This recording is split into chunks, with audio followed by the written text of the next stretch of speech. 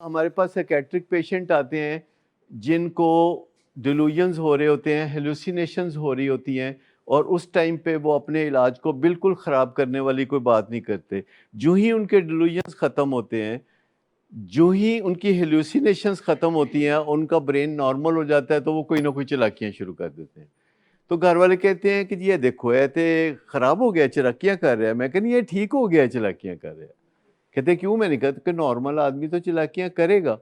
تو جب کوئی بندہ اس طریقے سے اپنے علاج کو سیبوٹیج کرنے کے لیے کچھ نہ کچھ حرکتیں کر رہا ہوتا ہے، تو ایکچولی یہ بیڈ سائن نہیں ہوتا، گڈ سائن ہوتا ہے۔ پر ہمیں پہچاننا ہوتا ہے کہ اب اس کا اگر دماغ کا ایک اعلیٰ حصہ کام کرنا شروع ہو گیا ہے، تو ہم اس کی مدد سے اس کی زندگی کو سنوار دیں۔ تو یہ جو ہمارا سفر ہے جو ولنگ ویز میں آتے شروع ہوتا ہے، یہ ولنگ ویز میں جو بندہ بھی آتا ہے اس کا سفر ایکچولی امیگڈلا سے لے کے پری فرنٹل کارٹیکس تک اس کی ڈیسٹینیشن ہوتی ہے۔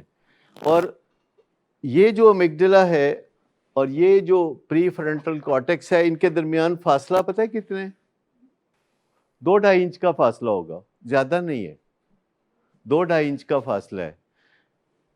جب آتے ہیں تو یہ ایکٹیو ہوتا ہے، چاہے کسی وجہ سے آئیں، کسی وجہ سے بھی آئیں، تو معاملہ جذبات کا ہے، معاملہ احساسات کا ہے، کسی وجہ سے بھی آئیں، جانا یہاں ہے سوچ بچار کر کے اپنی زندگی کو ایک دوسرے طریقے سے چلانا ہے۔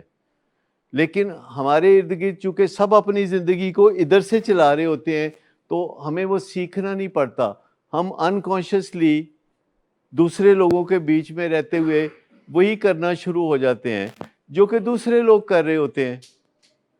تو اس میں ہمارا کوئی قصور نہیں ہوتا، ہمارا قصور یہاں ہوتا ہے کہ ہم دوسرے لوگ چنتے ہوئے غور نہیں کرتے۔